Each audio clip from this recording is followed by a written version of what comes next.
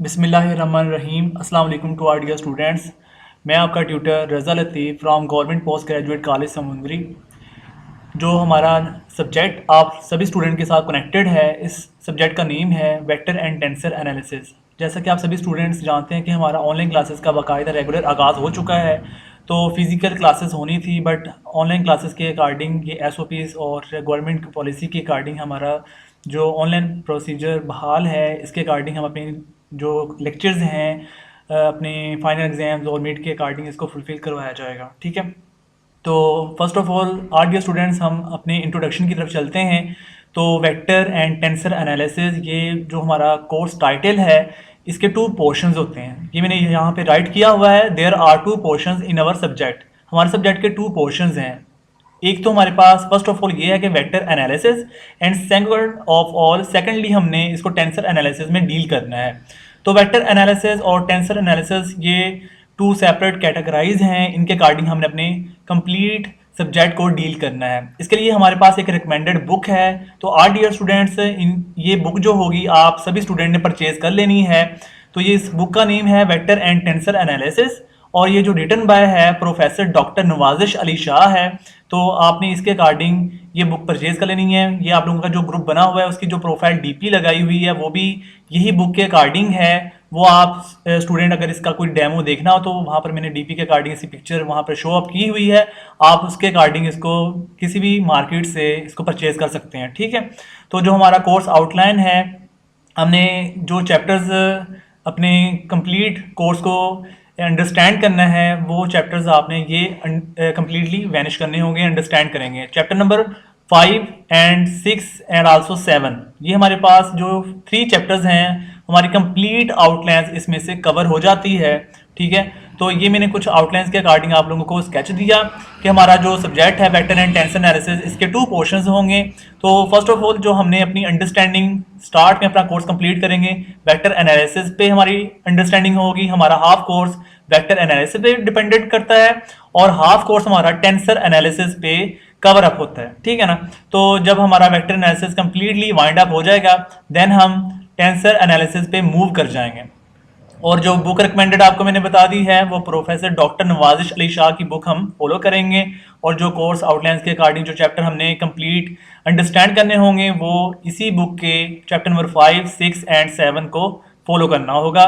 तो lecture start करते हैं our dear students. Lecture number 1, जो आज हमारा टॉपिक की जो डिस्क्रिप्शन होगी, जो हमारी कंप्लीट अंडरस्टैंडिंग होगी, वो है वेक्टर एंड टेंसर एनालिसिस में डिफरेंस, यानी कि इनका आपस में कंपैरिजन बताना है कि वेक्टर एनालिसिस और टेंसर एनालिसिस का आपस में क्या लिंक है, इनकी क्या इंटरप्रिटेशन है, रिप्रेजेंटेशन किस अंदाज में करता है, आपस में डीलिंग किस अंदाज में करता है, किस अंदाज में ये गुफ्तगू करता है, ऑपरेट कैसे करवाता है। हम इसको कंप्लीट अंडरस्टैंड करेंगे। फर्स्ट ऑफ ऑल हमारी अंडरस्टैंडिंग जो होगी वेक्टर एंड टेंसर के डिफरेंसेस कंपैरिजन के अकॉर्डिंग, वो हम इसकी थ्योरी को अंडरस्टैंड करेंगे। फिर जैसे ही हमारा ये प्रोसीजर कंप्लीट हो जाएगा, फिर हम अपनी एप्लीकेशंस की तरफ भी मूव करेंगे। ठीक है, तो हमारा जो आज फर्स्ट लेक्चर होगा ये थ्योरी के अकॉर्डिंग ही मूव करेगा, वेक्टर और टेंसर की कंपैरिजन प्रॉपर्टीज के अकॉर्डिंग और इनके डिफरेंसेस के अकॉर्डिंग। ठीक है, तो सेकंड फिर हम प्रोडक्ट ऑफ वेक्टर्स की बात करेंगे। प्रोडक्ट ऑफ वेक्टर्स आपने इंटरमीडिएट लेवल और इसके अलावा फिजिक्स के अंदर बहुत अच्छे तरीके से डिटेल में इसको अंडरस्टैंड किया हुआ है। इसकी सिंपल ओवरव्यू में आपको दे देता हूं। जैसे आप लोगों ने डॉट प्रोडक्ट और क्रॉस प्रोडक्ट की बात करते थे, डॉट प्रोडक्ट हमेशा स्केलर प्रोडक्ट के लिए यूज करते थे, और जो क्रॉस प्रोडक्ट होता था वो हमेशा वेक्टर प्रोडक्ट के लिए इस्तेमाल करते थे। ठीक है, इस तरह के कुछ प्रोसीजर होते थे। तो हम इनकी डेफिनेशन को अंडरस्टैंड करते हैं। First of all vector analysis और टेंसर एनालिसिस का आपस में बिहेवियर क्या है। तो vector analysis is a branch of mathematics that deals with the quantities that have both magnitude and directions। ये हमने वैसे भी अपने जो लोअर क्लासेस थी, इंटरमीडिएट लेवल या 10th लेवल के अकॉर्डिंग, मैट्रिक लेवल मैट्रिकुलेशन के अकॉर्डिंग, हमने वेक्टर एनालिसिस के कुछ बिहेवियर बखूबी जानते हैं कि जिसमें ऐसी क्वांटिटीज होती हैं जिसमें हमारे पास मैग्नीट्यूड और डायरेक्शंस मस्टली मेंटेन की जाए।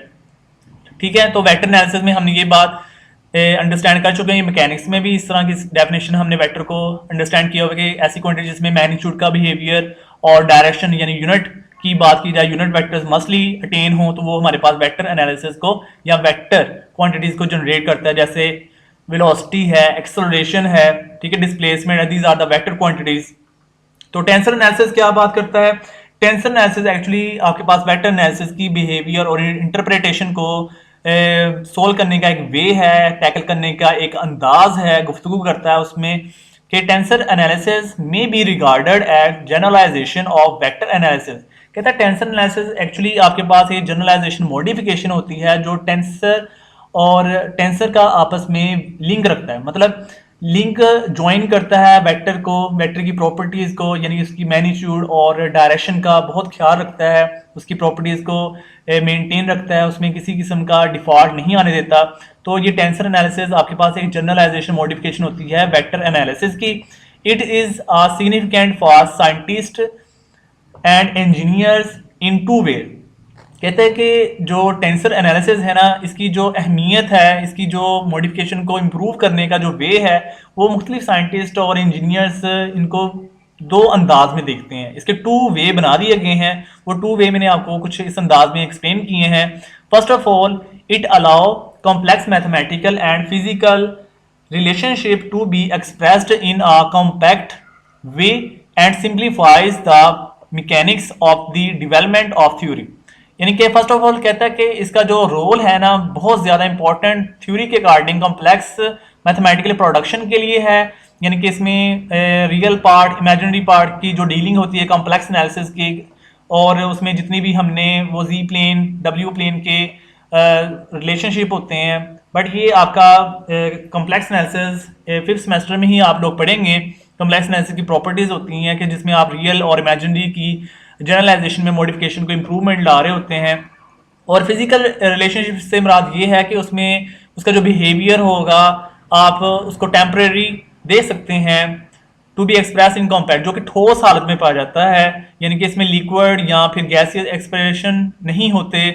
और जो इसकी सिंप्लीफिकेशन है, सिंप्लीफाइज द मैकेनिक्स, और मैकेनिक्स में इसको बहुत अच्छे अंदाज में आपने देखा। जैसे आपने प्रीवियस सेमेस्टर में मैकेनिक्स का देखा, उसमें मोमेंट और इनर्शिया वगैरह फाइंड किया जाता है, या फिर आप लोग कहते हैं कि कोई भी टॉर्क है या फोर्स है उनका बिहेवियर, या एक्सेलरेशन है, वेलोसिटी है, डिस्प्लेसमेंट, इनका बिहेवियर। तो ये इनकी डेवलपमेंट के अकॉर्डिंग इसकी थ्योरी को अंडरस्टैंड करने का एक वे बता दिया गया है। तो पहली नज़र में कोई भी साइंटिस्ट, इंजीनियर कुछ इस अंदाज में कहता है कि या तो वो मैथमेटिकली एक्सप्रेशन होगा जो कि कॉम्प्लेक्स का हो, या फिजिकल रिलेशनशिप हो सकता है, या फिर कॉम्पैक्ट वेव जो कि बहुत ठोस हालत में यानी कि सॉलिड मटेरियल में हो। तो सिंप्लीफाई करता है मैकेनिक्स की ब्रांचेस में, ठीक है, ताकि इसकी डेवलपमेंट हो, इसकी इंप्रूवमेंट लेके आई जा सके, ठीक है ना। तो सेकेंडली साइंटिस्ट, इंजीनियर कुछ इस अंदाज में भी थिंकिंग रखते हैं कि इट इम्पार्ट्स में इसके ज़ाहिर करना कि वो चीज़ों को विजिबल बना देते हैं। It imparts a greater understanding to vector notations and also establishes certain invariance properties with elegance and simplicity। ठीक है ना। तो सेकेंडली साइंटिस्ट इंजीनियर कुछ इस अंदाज में भी इसकी अंडरस्टैंडिंग रखते हैं, समझदारी रखते हैं कि वेक्टर की जो नोटेशंस हैं, इनका जो रिप्रेजेंट करने का जो इंटरप्रेट होता है, इसको एक्सप्रेस करने का अंदाज है, वो एस्टैब्लिश करता है, आगे वाकया करता है, मतलब इसको प्रोसीड करवाता है सर्टन इनवेरियंस जो कि गैर मुतगय्यर होते हैं, मतलब रुक जाते हैं, आगे प्रोसीड नहीं कर पाते, अपनी बातों को एक्सप्रेस नहीं कर सकते, वो गैर मुतगय्यर होते हैं। मतलब कि हमारे पास एक सोलर मटेरियल है, आप एक स्टोन ले लें, पत्थर ले लें, आप उसको जितनी बार भी ज़मीन पर कोई भी ज़रब लगाएंगे या उसे ज़मीन पर फौरन यानी कि हार्ड फॉर्म में ज़मीन पे गिराया, तो हो सकता है उसके कुछ पीसेस बने, हो सकता है ना बने, क्योंकि वो हो सकता है कि उसकी मटेरियल की कंजक्शन जो है उसका बिहेवियर बहुत सॉलिड हो, जिसकी वजह से उसके पार्ट्स नहीं बन सकते। अगर तो वो थोड़ा सा सॉलिड मटेरियल में नहीं होगा तो उसके मे भी 1 से 2 पार्ट्स या 3 पार्ट्स बन जाएं। तो इस तरह वो कहता है कि अगर वो सॉलिड मटेरियल में है तो इनवेरियंस होगा, गैर मुतगय्यर होगा, यानी कि नॉन यूनिफॉर्म होगा, मूव नहीं कर सकता, वहीं पे जाकर स्टिल हो जाएगा। पत्थर है ना, स्टोन, वहीं पे स्टिल हो जाएगा, उसकी मूवमेंट नहीं होगा क्योंकि उसमें इलास्टिसिटी नहीं होती है ना। तो इसके कारण वो इनवेरियंस होगा, वहीं पे ही वो थिक हो जाएगा, वहीं पे हार्ड हो जाता है। यानी कि उस जो स्टोन होगा, अगर आपने उसको वाइब्रेट करवाने की कोशिश की तो वाइब्रेट नहीं होगा क्योंकि उसमें लचक नहीं होगी, इलास्टिसिटी का प्रोसेस नहीं होगा, ठीक है ना। तो विद एलिगेंस मतलब उसकी वो इलास्टिसिटी है इनवेरियंस फॉर्म में, जो नॉन यूनिफॉर्म में है, उनको वजाहत कर सकता है एलिगेंस। एंड सिंप्लिसिटी, और उसको एक्सप्रेस बताता है। यानी सिंप्लिसिटी वैसे सादगी को कहते हैं, लेकिन यहाँ पर हमने उसके बिहेवियर को एक्सप्रेस करने का एक नाम जो रखा कि जिसमें हमने उसकी इम्प्रूवमेंट देखनी है ताकि वो अपना बिहेवियर शो अप कर सके। तो एप्लीकेशंस किस किस में यूज़ होती है, जो सब्जेक्ट हम अपने वेक्टर एंड टेंसर के अकॉर्डिंग फॉलो अप करते हैं, इसका रोल कहाँ कहाँ होता है वेक्टर एंड टेंसर का, वो दी सब्जेक्ट्स आपको दे दिए गए हैं। इनके अंदर इनका रोल है जो कि आप लोगों ने फिजिक्स में ज़्यादा इसका अंडरस्टैंड किया, और इसके अलावा मैकेनिक्स के पोर्शन देखे आपने, क्योंकि गौरी के अकॉर्डिंग मैकेनिक्स फोर्थ सेमेस्टर के, तो मैकेनिक्स है सब्जेक्ट। फ्लूइड डायनामिक्स ये भी एक सब्जेक्ट है, ये एक्चुअली 7th और 8th सेमेस्टर में अप्लाइड सब्जेक्ट में पढ़ाया जाता है। तो इलास्टिसिटी ये फिजिक्स का लेवल है। तो डिफरेंशियल ज्योमेट्री डीजी ये आपका 5th semester mathematical BS math department में इसको पढ़ाया जाता है। डीजी, इसको डीजी भी कहा जाता है, डिफरेंशियल ज्योमेट्री, यानी कि शॉर्ट वर्डिंग के अकॉर्डिंग। तो ये आपका मैथमेटिक्स और मैकेनिक्स की ब्रांचेस इसका बिहेवियर होता है, इसमें ज्योमेट्रिकल इंटरप्रिटेशन यूज़ की जाती है डिफरेंशियल ज्योमेट्री में। और इलेक्ट्रोमैग्नेटिक होती हैं इनकी थ्योरी, जो फिजिक्स में आप लोगों ने अंडरस्टैंड किया। जनरल रिलेटिविटी थ्योरी है, ये भी फिजिक्स की एक ब्रांचेस है, उसके अकॉर्डिंग हमने इसकी एप्लीकेशन देखनी होती है। ये जो नेम्स आपको बता दिए गए हैं, these are the vector and tensor analysis behaviour, इसमें वेक्टर एंड टेंसर एनालिसिस का बिहेवियर शो अप होता है। कार्टेशियन टेंसर, टेंसर को आप कार्टेशियन फॉर्म में भी कन्वर्ट कर सकते हैं, मतलब इसको आप एक्स वाई जी फॉर्म में राइट कर सकते हैं, जो कि इसका ऑर्डर्ड पेयर फॉर्म होती है। X axis mean I component, Y axis mean आपके पास J component, Z axis mean K component. Tensor which are express in terms of components refer to rectangular Cartesian coordinate system. कहता है कि tensor analysis कुछ इस अंदाज में भी बिहेवियर बताता है कि जो इसके कंपोनेंट्स होते हैं ना, मतलब आई कंपोनेंट, जे कंपोनेंट, के कंपोनेंट, ये आपके पास रेक्टेंगुलर कार्टेशियन कोऑर्डिनेट सिस्टम को बना सकता है। मतलब उसमें 90 degree perpendicular angle show up हो सकता है। Rectangular components always 90 degree behaviour show up करते हैं, ये तो अंडरस्टूड सी बात है। तो रेक्टेंगुलर कोऑर्डिनेट सिस्टम के अंदर ये आपके पास कार्टेशियन बनता है, जिसमें एक्स वाई जी का बिहेवियर शो अप होता है। तो सेकंड आपके पास जब हमारा टॉपिक ये कंप्लीट हो गया, ये थ्योरी हमने की, फिर नेक्स्ट हमारा डिस्क्रिप्शन के अकॉर्डिंग प्रोडक्ट ऑफ वेक्टर है। There are two types of product. Vector के जो प्रोडक्ट्स होते हैं वो कुछ इस अंदाज में भी हमारे पास बिहेवियर है कि एक स्केलर प्रोडक्ट होता है, एक वेक्टर प्रोडक्ट है, ठीक है। स्केलर प्रोडक्ट का दूसरा नाम है डॉट प्रोडक्ट, और इसका थर्ड नेम है इनर प्रोडक्ट।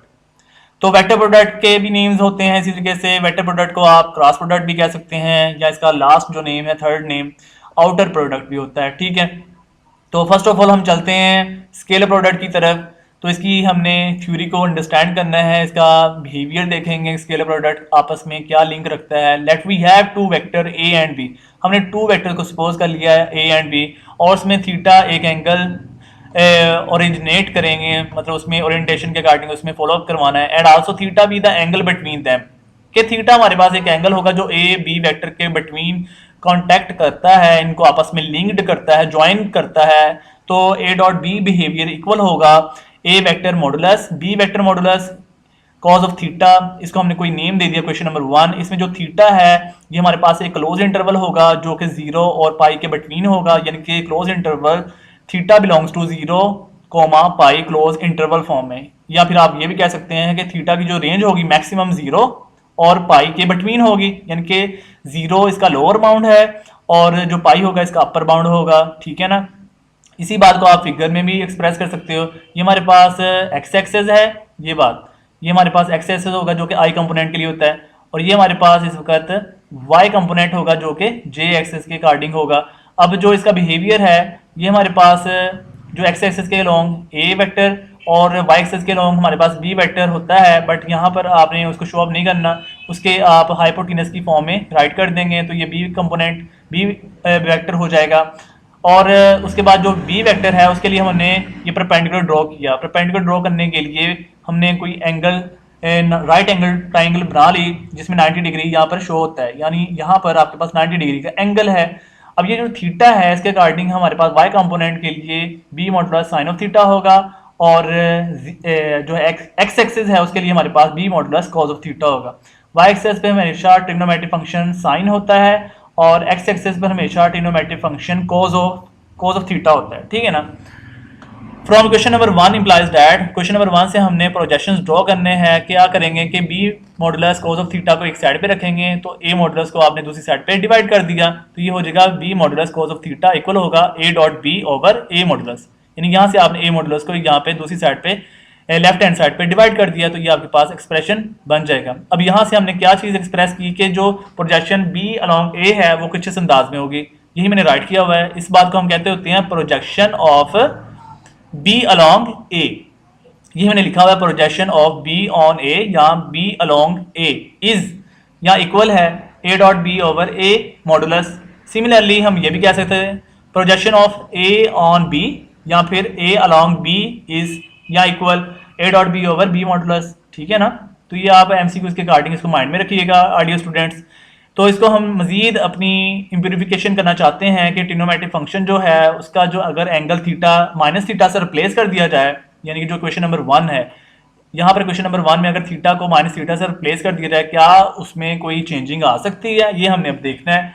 एक्चुअली हमारे पास जो ट्रिग्नोमेट्रिक फंक्शन है कॉस एंगल और जो होता है इसका रेसिप्रोकल सीकेंट, कॉस और सीकेंट इंटरमीडिएट क्लासेस के अकॉर्डिंग जब हम अलाइड एंगल की बात करते हैं तो वहां पर आपने माइंड में रखा हुआ है कि जो कॉस सीकेंट अपने नेगेटिव एंगल को क्लोज कर देता है, यानी कि वैनिश कर देता है, खत्म कर देता है। जो नेगेटिव एंगल होता है वो कॉस और सीकेंट की वजह से पॉजिटिव हो जाता है। इस वजह से आपकी क्वेश्चन नंबर 1 पे कोई इफेक्ट नहीं पड़ेगा, क्वेश्चन नंबर 1 और question number 2 as it is बन जाएंगी। तो यहाँ से हम फिर ये बात देख सकते हैं कि डॉट प्रोडक्ट के अंदर कम्यूटेटिव लॉ होल्ड करता है, ये अंडरस्टूड सी बात है, dot product always commutative law hold. From question number 1 and question number 2 we compare this. Question number 1 और 2 में जो है ना ये राइट हैंड साइड ये दोनों के सेम है, इनके B modulus A modulus cos of theta उसमें भी है, और देख सकते हैं आप लोग, ये देखिएगा ये हमारे पास है क्वेश्चन नंबर 1 की राइट हैंड साइड और क्वेश्चन नंबर 2 की राइट हैंड साइड, दोनों सेम है। तो हम कह सकते हैं कि फिर लेफ्ट हैंड साइड भी लेफ्ट हैंड साइड के इक्वल होगी फ्रॉम 1 एंड 2 के अकॉर्डिंग, तो A dot B will be equal to B dot A. तो इट्स मीन कि आपके पास कम्यूटेटिव लॉ फुलफिल होता है डॉट प्रोडक्ट के अकॉर्डिंग। ठीक है ना, now two vector A and B are orthogonal if and only if. ये हमारे पास जो सिंबल है इसको हम कहते होते हैं इफ एंड ओनली इफ, या इसको आप कंप्लीटली अगर राइट करना हो तो इफ कह सकते हो, बट जब राइट करेंगे तो डबल एफ राइट करते हैं, क्योंकि ये हमारे पास बाय कंडीशनल कंडीशन होती है कि अगर हम ये स्टेटमेंट लेके चलें तो हमने ये प्रूव करना होता है कि A and B are orthogonal. अगर हम ये लेके चलें कि A and B are orthogonal तो हमने ये प्रूव करना होता है कि A dot B will be equal to 0। तो ये दोनों बातें ट्रू होनी चाहिए, देन हम कह सकते हैं कि इफ एंड ओनली इफ की कंडीशन इसमें मूव हो सकती है। इफ एंड ओनली इफ का केस वहां पे भी जनरेट होता है जिसमें हम नेसेसरी एंड सफिशिएंट कंडीशन का इस्तेमाल कर रहे होते हैं। ठीक है, तो ये आपका रियल एनालिसिस, कॉम्प्लेक्स एनालिसिस और कह लें कि टोपोलॉजी के अंदर भी ये इसका रोल होता है कि इफ एंड ओनली इफ का क्या बिहेवियर है। तो वहां पर आपको ये बहुत ज़्यादा मददगार साबित होगा कि इफ एंड ओनली इफ की रिलेशनशिप में या इंटरप्रिटेशन में क्या बातें करते होते हैं। ठीक है ना, suppose A and B are orthogonal, it's mean कि आपके पास जो थीटा होगा वो 90 डिग्री होगा, यानी कि पाई बाय 2 होगा। तो कोई भी दो वेक्टर जब भी ऑर्थोगोनल होते हैं तो उसमें आप जहन में ये बात रखिएगा, ये बात आपके माइंड में आ जानी चाहिए कि कोई भी दो वेक्टर्स तब ऑर्थोगोनल होते हैं जब उनका एंगल 90 डिग्री होता है। आप यहाँ से भी देख सकते हो कि दो वेक्टर्स ऑर्थोगोनल हैं तो उसमें क्या होगा कि उनका डॉट प्रोडक्ट 0 होगा। डॉट प्रोडक्ट तभी 0 होता है जब वो परपेंडिकुलर होते हैं, और परपेंडिकुलर में आप जानते हैं एंगल कितना होता है, वो हमेशा theta is equal to pi by 2 होगा। अब हमने इसको फुलफिल करवा देना है कि A dot B equal A modulus B modulus cos of theta. अगर हम इसको ओपन करें, यहाँ पे थीटा की वैल्यू अप्लाई करवाएं तो कॉस 90 डिग्री, कॉस 90 डिग्री क्या होता है 0। अगर 0 को हम सभी से मल्टीप्लाई करें तो यहाँ पे क्या आएगा 0। ठीक है ना, तो A dot B is equal to 0 हो गया। अब यहाँ से हमने ना कुछ रिजल्ट को अजम्पशन में मूव करवाना है। दिस इंप्लाइज दैट यहाँ पर अगर हम डॉट प्रोडक्ट को ओपन करें तो यहाँ पर ये होगा A modulus B modulus cos of theta is equal to 0। तो हम यहाँ से कहेंगे कि ए मॉडुलस जो होगा वो is not equal to 0, B modulus भी इज नॉट इक्वल टू 0, क्योंकि जो यूनिट वेक्टर होता है वो ऑलवेज इक्वल टू 1 होता है। ठीक है ना, तो मैं कह सकता हूँ ए मॉडुलस इज इक्वल टू 1, तो क्या 1 0 के इक्वल होगा? कभी भी नहीं होगा। तो इसीलिए मैंने लिखा हुआ है A modulus is not equal to 0। B modulus ये भी यूनिट वेक्टर है, ये भी इक्वल 1 होता है, क्या 1 0 के इक्वल होगा? कभी भी नहीं। ठीक है ना, तो इसलिए मैंने लिखा हुआ है कि B modulus is not equal to 0।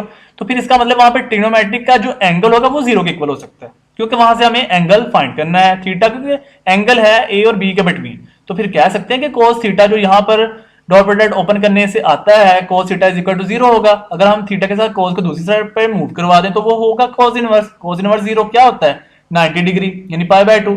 अब π/2 इट्स मीन कि वो परपेंडिकुलर होंगे a डॉट b, तो हम कह सकते हैं कि a perpendicular b, that's it. ठीक है ना, तो यहाँ पर ये स्टेप इस अंदाज में ओपन हुआ है। तो if a is a unit vector then, अब हमने इसका बिहेवियर देखना कि यूनिट वेक्टर के अकॉर्डिंग जब सेम वेक्टर्स के कंपोनेंट्स होते हैं उनका डॉट प्रोडक्ट लिया जाए तो वो किसके इक्वल होते हैं। ये वैसे भी हम अंडरस्टूड सी बातें हैं, जब भी डॉट प्रोडक्ट में सेम कंपोनेंट्स होते हैं वो ऑलवेज इक्वल टू 1 होता है क्योंकि वो पैरेलल होते हैं। a dot a equal a modulus into cos of 0। ये जो यूनिट वेक्टर है ये भी 1 है, ये भी 1 है, cos 0 ऑलवेज इक्वल टू 1, तो मल्टीप्लाई किया 1 आ गया। इट्स मीन के सेम कंपोनेंट का dot product always equal to 1। तो फिर हम ये भी कह सकते हैं this implies that i dot i, j dot j, k dot k always equal to 1। ठीक है ना। लेट अब हमने कुछ इसको एक्सप्रेस करना है कि हमारे पास अगर a वेक्टर और b वेक्टर दिए गए हैं, यानी कि a वेक्टर हम एक्सप्रेस करना हो, इनको रिप्रेजेंट करवाना है, तो इसको हम एक्सप्रेस करने के लिए ये राइट करते हैं a1i component plus a2j component plus a3k component. ठीक है ना, ये एक्स एक्सेस वाई एक्सेस और जी एक्सेस के लिहाज से इन्होंने राइट किए हुए हैं। ठीक है, और बी का वेक्टर के लिए अगर हमने लिखना हो तो इसी के लिए हम b1i plus b2j plus b3k, ठीक है ना, ये आप कंपोनेंट ओरली राइट कर सकते हैं। ये अगर दिए गए हों तो आप लोग राइट कर लिया करें, अदरवाइज आपको ये खुद बनाने होते हैं। अब हमने क्या करना है, इनका डॉट प्रोडक्ट लेना है। तो जब a डॉट बी लिखेंगे तो ये a की वैल्यू है डॉट, ये b की वैल्यू है। जब इनका डॉट प्रोडक्ट लेंगे तो i को i के साथ डॉट करवाएंगे, j को j के साथ डॉट करवाएंगे, k को k के साथ डॉट करवाएंगे, उनके बिटवीन प्लस का साइन होगा। तो फिर ये हमारे पास रीजनरेट हो जाता है a1 b1 plus a2 b2 plus a3 b3। ठीक है ना, इसमें i dot i, j dot j, k dot k always equal to 1 होगा। वो हमने राइट नहीं किया, वो डायरेक्टली हमने एक्सप्लेन कर दिया हुआ है। Now a dot b equal है, ये हमारे पास डॉट प्रोडक्ट को ओपन किया तो a modulus b modulus cos of theta आ गया। इफ एंड ओनली इफ, यहाँ पर हमारे पास यहाँ पर ओनली ऑन इफ की कंडीशन है। मैंने वैसे इफ एंड ओनली इफ की बात कर दी है। अगर हम यहाँ पर इफ एंड ओनली इफ की भी बात करें तो ये बात, इसके लिए ये बात बिल्कुल ट्रू है, सेटिस्फाइड है। तो आप यहाँ पर ओनली ऑन फिलहाल अभी इफ की ही बात कर लें। तो जो ओनली इफ होता है ये हमारे पास वन कंडीशनल केस के लिए यूज किया जाता है, लेकिन ये बात दोनों के लिए ट्रू थी इसलिए मैंने ओनली इफ की बात की हुई है यहाँ पे। तो cos ऑफ थीटा का जो होल मॉडुलस है लेस देन इक्वल टू 1 होता है। ठीक है ना, ये हमारे पास किस लिए है, ये बाउंडेड फॉर्म या कन्वर्जेंस के लिए यूज किया जाता है। अगर हमारे पास मोनोटोनिकली कोई भी रीजन्स यूज हो रहे हों, ये आप लोग रियल एनालिसिस फर्स्ट पार्ट में पढ़ेंगे, ये आपके फिफ्थ सेमेस्टर में ही रियल एनालिसिस 1 है, उसमें आप अंडरस्टैंड करेंगे कोई भी बाउंडेड रीजन हो या कन्वर्जेंट हो तो उसके लिए क्या रिजल्ट यूज करते हैं। उसमें हमारे पास कोई भी फंक्शन का जो मॉडुलस होता है वो always less than equal to कोई भी पॉजिटिव रियल नंबर होता है। यहाँ पर पॉजिटिव रियल नंबर 1 है तो ये 1 से या तो छोटा है या ये 1 के इक्वल है। ठीक है ना, अगर ये ग्रेटर देन होता तो ये डाइवर्जेंट हो जाना था। अभी ये इस वक्त कन्वर्जेंट भी है और बाउंडेड फॉर्म में भी है।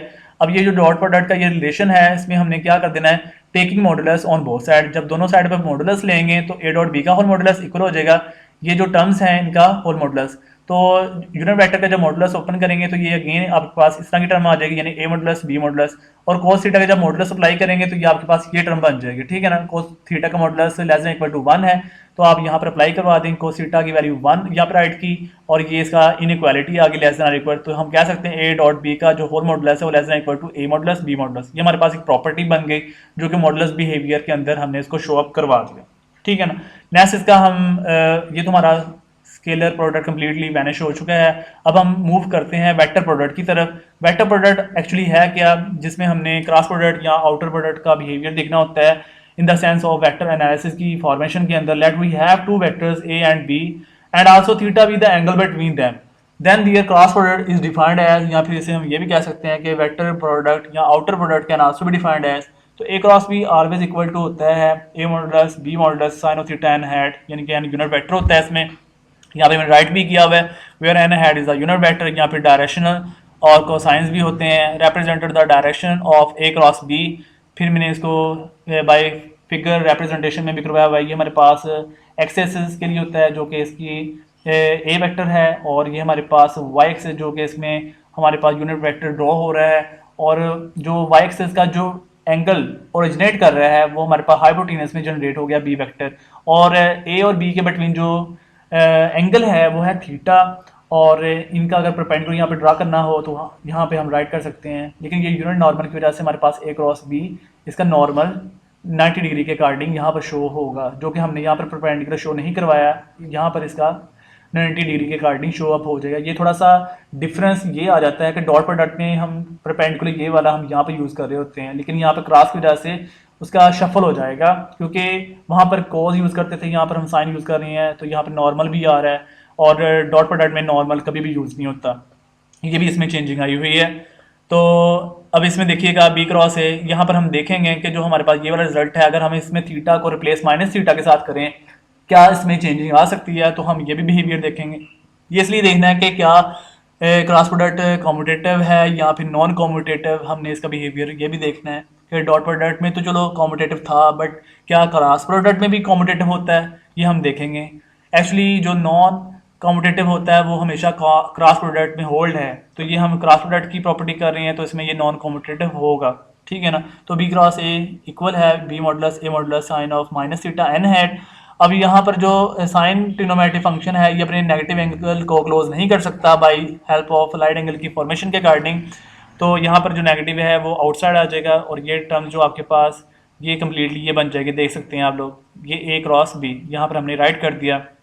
उसके बाद देख सकते हैं आप कि B cross A is equal to minus into A cross B, यानी कि ये वाला जो रिलेशन है इसके इक्वल है नेगेटिव की वजह से। अगर ये नेगेटिव ना होता तो फिर ये आना था इज नॉट इक्वल टू, यानी कि is never equal to this, यानी कि ये आपस में फिर क्या हो गए, ये हमारे पास नॉन कॉम्पिटेटिव लॉ को होल्ड करते हैं। हम डायरेक्टली इसको कॉम्पिटेटिव लॉ की प्रॉपर्टीज़ में कभी भी शामिल नहीं कर सकते, इंक्लूड नहीं कर सकते, ये नॉन कॉम्पिटेटिव की प्रॉपर्टी को अंडरस्टैंड कर रहा होता है। तो हम कह सकते हैं हैंड से बी क्रॉस ए इक्वल है minus into A cross B are anti parallel, ठीक हो गया। एंटी पैरेलल इसी वजह से है क्योंकि ये हमारे पास पॉजिटिव साइड में मूव कर रहा है और ये हमारे पास नेगेटिव साइड में मूव कर रहा है। In case of unit vector हम फिर इनके कंपोनेंट अगर सेम हो क्रॉस प्रोडक्ट में तो वो भी देख सकते हैं कि सेम कंपोनेंट की वजह से वो जीरो बिहेवियर शो करता है। आई क्रॉस आई इक्वल होगा I modulus sine of zero into N hat, sine zero होता है तो जीरो मल्टीपल है, ये कंप्लीट पार्ट आपके पास जीरो हो जाएगा। वैसे ये यूनिट वेक्टर आपके पास वन है, ये भी वन है, और एन हेड हमारे पास कंपोनेंट होता है जिसके अकॉर्डिंग ये इसकी फॉर्मेशन को हम बात कर रहे हैं, लेकिन ये साइन जीरो की वजह से ये कंप्लीट पार्ट वैनिश हो जाएगा, जीरो हो जाएगा। तो फिर हम कह सकते हैं अगर आई क्रॉस आई जीरो है तो फिर जे क्रॉस जे वो भी क्या होगा जीरो, एंड के क्रॉस के ऑलवेज इक्वल वो भी जीरो होगा, ठीक है। अगर हम डिफरेंट की बात करें कि आई क्रॉस जे क्या है तो ये साइक्लिंग परम्यूटेशन के अकॉर्डिंग मूव करता है।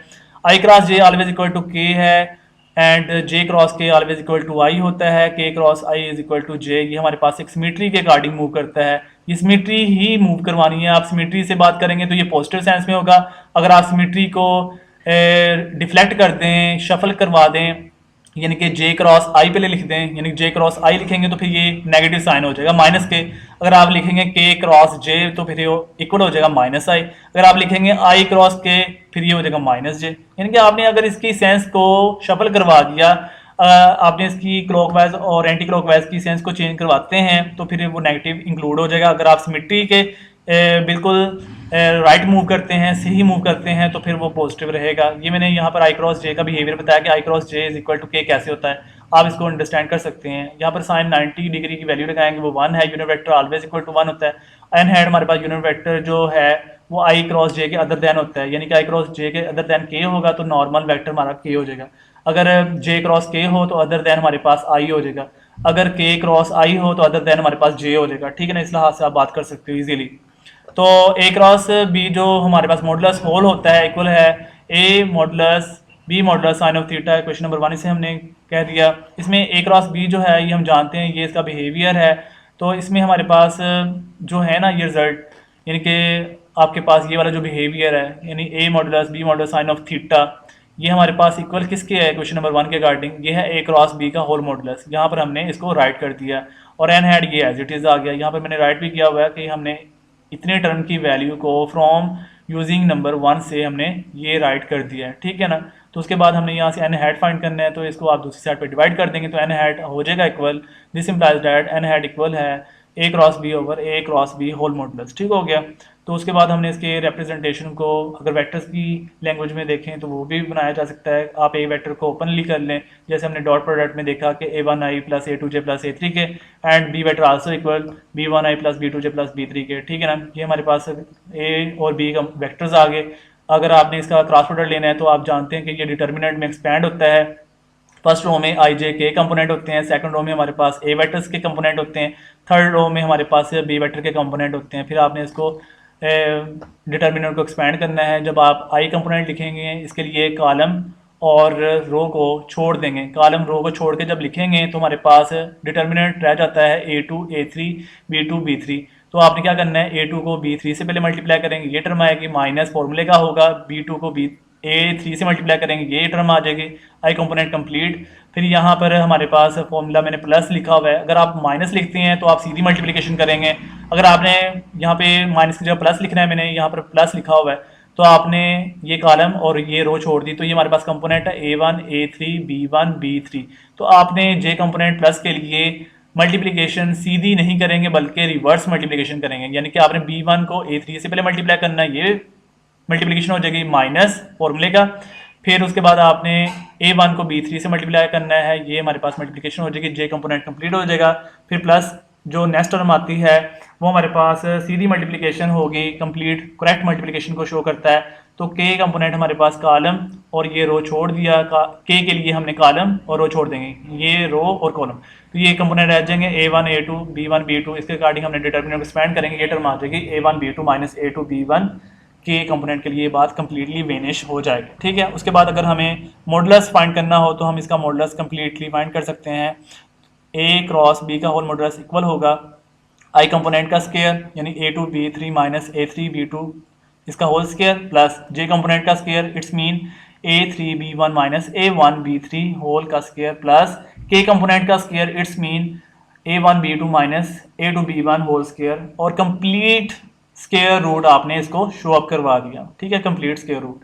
तो ये आपका क्रॉस प्रोडक्ट जो वेक्टर प्रोडक्ट आउटर प्रोडक्ट भी इसे कहते हैं कंप्लीटली वेनिश हो चुका है। इसकी थ्योरी थी, हमने इसको ड्राइवेशन में भी देख लिया और इसकी थ्योरी की जो रिप्रेजेंटेशन थी उसको भी हमने कम्प्लीटली वेनिश कर दिया।